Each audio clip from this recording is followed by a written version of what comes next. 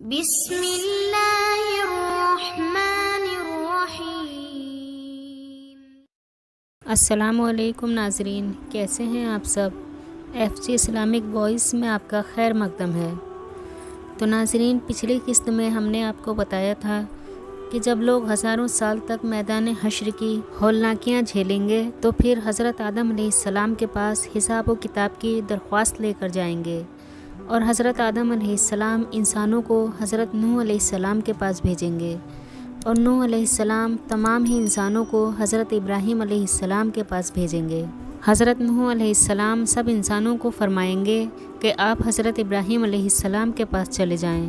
ساری انسانیت سیدنا ابراہیم علیہ السلام کو ڈھونڈ کر ان سے عرض کرے گی کہ اے اللہ کے خلیل، آپ ہمیں اللہ رب العزت کے حضور پیش کر دیجئے۔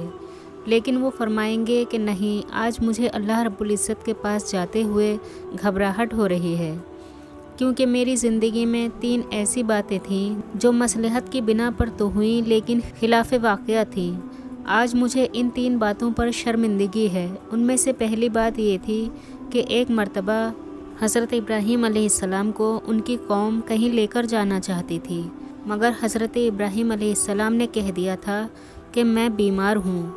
واقعی ان کافروں اور مشرکوں کے ساتھ جانے میں تو روحانی بیماری ہی تھی، اس لیے انہوں نے ان کو عذر پیش کر دیا تھا۔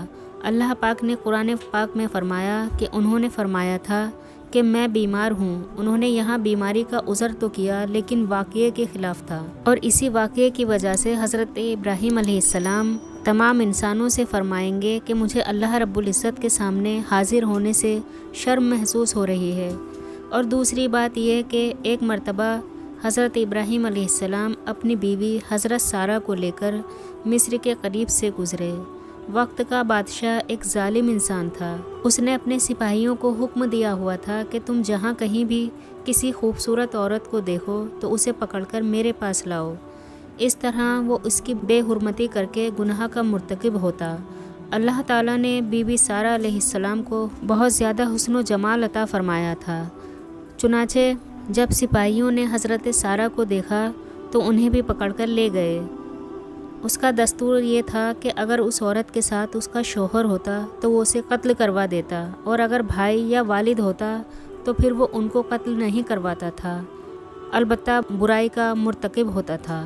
جب حضرت ابراہیم علیہ السلام پہنچے تو ان سے بھی اس نے پوچھا کہ تم کون ہو اور اس عورت کے کیا لگتے ہو؟ آپ نے اپنی جان کی حفاظت کے پیش نظر کہہ دیا کہ یہ میری بہن ہے۔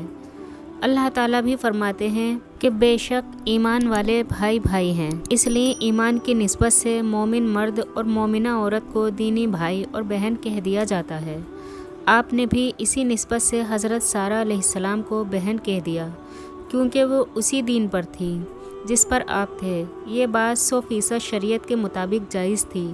جان بچانے کے لیے تو حرام چیز بھی حلال ہو جاتی ہے، مگر اس کے باوجود حضرت ابراہیم علیہ السلام کو جھجک محسوس ہو گئی۔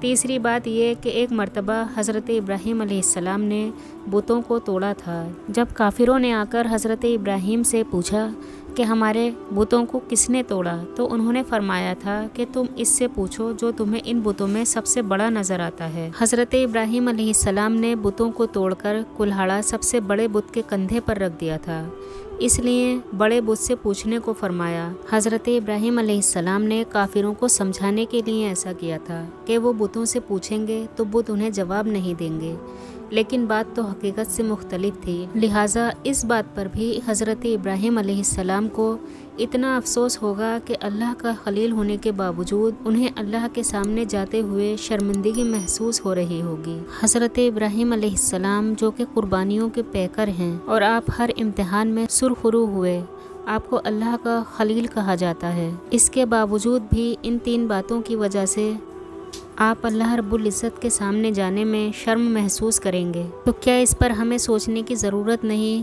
کہ ہم لوگ جو دن رات جھوٹی قسمیں کھاتے ہیں، جھوٹی گواہیاں دیتے ہیں، لوگوں کے سامنے اپنی غلطیوں پر پردے ڈالنے کے لیے، اور اپنے آپ کو دنیا کی شرمندگی سے بچانے کے لیے جھوٹی باتیں کرتے پھر رہے ہیں، قیامت کے دن ہمیں اللہ رب العزت کے حضور جاتے ہوئے کتنی شرمندگی محسوس ہوگی۔ تو کیوں نہ ہم ابھی سے اس سب کی فکر کریں کہ روز محشر ہمیں اپنے رب کے سامنے پیش ہونا ہے، ہمارے اعمال بھی پیش ہونے ہیں۔ اس کے آگے کا واقعہ انشاءاللہ اگلی قسط میں لے کر حاضر خدمت ہوں گے۔ اللہ رب العزت ہمیں روز محشر شرمندہ ہونے سے بچا لے، ہمارے اعمالوں کو درست فرما دے، آمین۔ تو آج کے لیے بس اتنا ہے، انشاءاللہ اگلی ویڈیو میں پھر حاضر خدمت ہوں گے۔ اللہ حافظ۔